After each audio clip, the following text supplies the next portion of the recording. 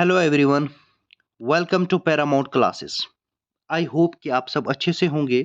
जैसा कि आप सबको पता है, हमने आपका जो हिस्ट्री कंपोनेंट है, उसमें जो पहला पार्ट है एंशिएंट हिस्ट्री, वो हमने यहाँ पे स्टार्ट की थी। उसमें हमने एक लेक्चर किया है, जिसमें हमने आपको प्री हिस्टोरिक इंडिया के बारे में उसमें डिटेल में कराया था। और आज का जो लेक्चर है, उसमें हम हड़प्पन सिविलाइजेशन को डिस्कस करेंगे, जिसको हम ब्रोंज एज भी बोलते हैं। इसको हम डिटेल में डिस्कस करेंगे, लेकिन ये जो हड़प्पन सिविलाइजेशन है, ये एक ही पार्ट में आपका नहीं होगा। इसके 2 पार्ट्स आएँगे। पहले पार्ट्स में हम हाफ को कवर करेंगे और दूसरे पार्ट में जो रेस्ट जो रहता है, उसमें हम उसको कवर करेंगे। पूरा हम आपको लेकिन हड़प्पन सिविलाइजेशन आराम से पूरा हम आपको कवर करवाएँगे, ठीक? और जो पहला लेक्चर हमने डाला था इस पे, तो उसमें बहुत सारे स्टूडेंट्स ने मतलब कमेंट किया था कि सर आप अपना इंट्रो दो। तो ये है मेरा ब्रीफ इंट्रोडक्शन। मेरा नाम जहांगीर अहमद है।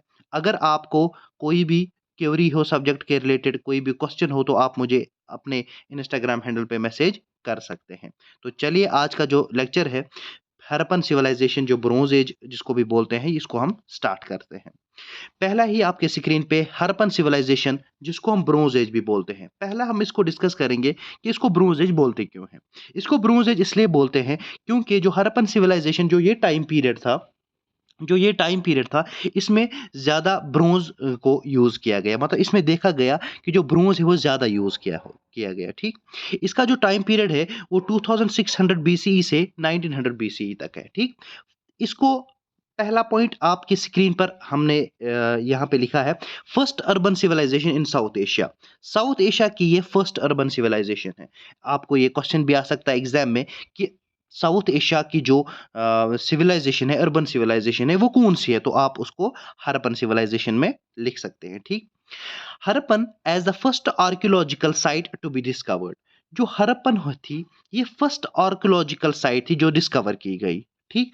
इसी को हम तभी इस सिविलाइजेशन को हड़प्पन सिविलाइजेशन बोला गया, क्योंकि जो हड़प्पा जो फर्स्ट साइट थी, वो पहले डिस्कवर की गई, तभी हम इसको हड़प्पन सिविलाइजेशन बोलते हैं। और तीसरा पॉइंट आपकी स्क्रीन पे, जो अर्लियर हिस्टोरियंस थे, ये इस हड़प्पन सिविलाइजेशन को इंडस वैली सिविलाइजेशन भी बोलते थे। इंडस वैली सिविलाइजेशन भी बोलते थे। मतलब इस हड़प्पन सिविलाइजेशन का दूसरा नाम भी है इंडस वैली सिविलाइजेशन, ठीक? इंडस वैली सिविलाइजेशन और हड़प्पन सिविलाइजेशन ये एक ही है, इसमें आप कंफ्यूज नहीं होना। इसको ब्रोंज एज भी बोलते हैं। और मैं आपको बताता चलूं, इस सिविलाइजेशन को एक तीसरा नाम भी बोलते हैं, जिसको बोलते हैं कॉटन एज सिविलाइजेशन, ठीक? ये आप बस याद रखिए कि इसको तीसरा नाम भी बोलते हैं कॉटन एज सिविलाइजेशन, ठीक?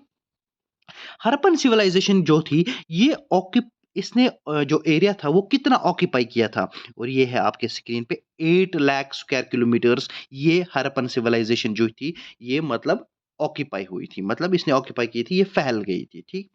और चौथा पॉइंट, पांचवा पॉइंट ये है, the area of this civilisation extended along the Indus river from what today is north east Afghanistan into Pakistan and north India, ठीक है? इस ब्रोंज एज जो है, या हड़प्पन सिविलाइजेशन या इंडस वैली सिविलाइजेशन, इसको हम इंडस वैली सिविलाइजेशन इसलिए नाम पड़ा था क्योंकि इंडस रिवर जो था, ये इसी के इर्द गिर्द थी, ठीक? ये इसी के इर्द गिर्द हुई थी, तभी इसको हम दूसरा नाम भी बोलते हैं इंडस वैली सिविलाइजेशन। और जिसको हम आजकल के दौर में क्या बोलते हैं, नॉर्थ ईस्ट अफगानिस्तान और पाकिस्तान और नॉर्थ जो वेस्ट इंडिया का है, यहाँ यहाँ पे ये फैल गई। और इसका स्क्वायर किलोमीटर्स आपको मैंने बोला 8 लाख स्क्वायर किलोमीटर्स, ठीक? हड़प्पा एंड मोहनजोदारो, ये दो जो है, ये ग्रेट सिटीज मानी जाती है इंडस वैली सिविलाइजेशन की। जो मैंने आपको बोला, ये हड़प्पन सिविलाइजेशन भी यहाँ पे आप लिख सकते हो, ठीक? मोहनजोदारो और हड़प्पा जो है, ये दो ग्रेट सिटीज मानी जाती है, किसकी? हड़प्पन सिविलाइजेशन की, ठीक? यहाँ तक कोई बात क्लियर है? अब हम इसके फेजेस को डिस्कस करेंगे। जो हड़प्पन सिविलाइजेशन के 3 फेजेस है।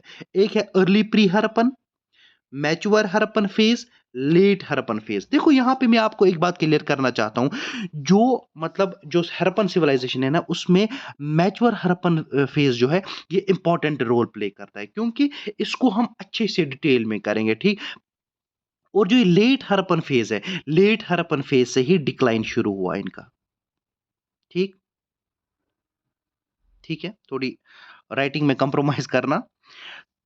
ये जो मतलब लेट हड़प्पन जो फेज है इसमें डिक्लाइन शुरू हो गया किसका, इंडस वैली सिविलाइजेशन का। मैंने आपको बोला कि आपको मैंने पहले भी बोला ये दो पार्ट्स में होगा, जिसमें पहले पार्ट्स में हम इसके फेज को कवर करेंगे, दूसरे पार्ट्स में हम इसके हम फीचर्स देखेंगे और इसका डिक्लाइन कैसे हुआ, इकोनॉमी के बारे में बात करेंगे, पूरा आपको कवर करेंगे। आपको टेंशन लेने की कोई जरूरत नहीं, हम आपको डिटेल में ये करवाएंगे यहाँ पे, क्योंकि आपसे प्रॉमिस किया गया है जो पैरामाउंट क्लासेस का जो मेन एम है ये बच्चों को एक मतलब जो उनको जो नॉलेज देना, एक प्योर नॉलेज देना और मतलब एग्जाम के रिलेटेड मतलब मोर देन सफिशिएंट हम नॉलेज आपको प्रोवाइड करेंगे। आपको डिटेल में यहाँ पे सब कुछ करवाया जाएगा, ठीक। तो पहला हमने फेज देखा अर्ली, दूसरा हमने देखा मैच्योर और तीसरा हमने देखा लेट हड़प्पन। इसको आप याद रखिए, लेट हड़प्पन में ही डिक्लाइन इसका स्टार्ट हुआ था। पहला हम आपके स्क्रीन पे ये है कि early Harappan phase, early Harappan phase को ही दूसरा नाम बोलते हैं रीजनलाइजेशन एरिया, ठीक। रीजनलाइजेशन एरिया ये आप याद रखिएगा। दूसरा point, it began when farmers from the highland progressively moved, उन्होंने मूव किया between their mountain and residence and the lowland river valleys, ठीक। ये पॉइंट आप अच्छे से इसको नोट कीजिएगा। जो फार्मर्स थे उन्होंने मूव हो गए मतलब रेजिडेंस किसकी तरफ, लोलैंड रिवर वैलीज की तरफ, ठीक। तीसरा point, village of this period were discovered on the Hakra river in India at Kalibangan. जो विलेज था, जो मतलब विलेज था वो डिस्कवर किया गया कहाँ पे, हकरा रिवर, जो कहाँ पे है, कालीबंगन में, ठीक। Villagers had domesticated varieties of crops including peas, sesame seeds, dates, cotton, as well as animal like the white water buffalo by the period, ठीक। मतलब यहाँ पे बोलने का मकसद ये है, जो इस समय अर्ली हड़प्पन फेज में जो विलेजर्स थे यानी जो पीपल्स थे, उन्होंने मतलब एग्रीकल्चर शुरू किया, उन्होंने क्रॉप्स को ग्रो किया, उन्होंने पीस को ग्रो किया, उन्होंने डेट्स को मतलब यहाँ पे देखने को मिले हमें कॉटन, जो मैंने आपको बोला है जो इस हड़प्पन सिविलाइजेशन को दूसरा नाम भी बोलते हैं कॉटन एज सिविलाइजेशन, ठीक। यहाँ पे देखने को मिला हमें चौथी बात, हमें पांचवी बात ये मिले यहाँ पे, यूज ऑफ व्हील ट्रांसपोर्ट। पहले तो आपको पता है जब अर्ली मैन था तो वो कैसे एक जगह से दूसरी जगह जाते थे, क्योंकि उन दिनों ट्रांसपोर्ट नहीं था। लेकिन अर्ली हड़प्पन फेज में यहाँ पे व्हील ट्रांसपोर्ट देखने को मिला है, तो ठीक। ये रहा आपका अर्ली हड़प्पन फेज। दूसरा हुआ मैच्योर। मैच्योर जो हड़प्पन फेज है इसको हम दूसरा नाम भी बोलते हैं इंटीग्रेशन एरा, ठीक। It was the urban phase of the Harappan civilisation. ये जो मैच्योर हड़प्पन फेज है इसको मिडिल फेज भी बोलते हैं, इसको urban phase of Harappan civilisation बोलते हैं, ठीक। Harappa, Ganeriwala, Mohenjodaro in modern day Pakistan, Dholavira, Kalibangan, Rakhigarhi, Ropar and Lothal in modern day India are the example of such urban centers, ठीक। यहाँ तक टेंशन नहीं है।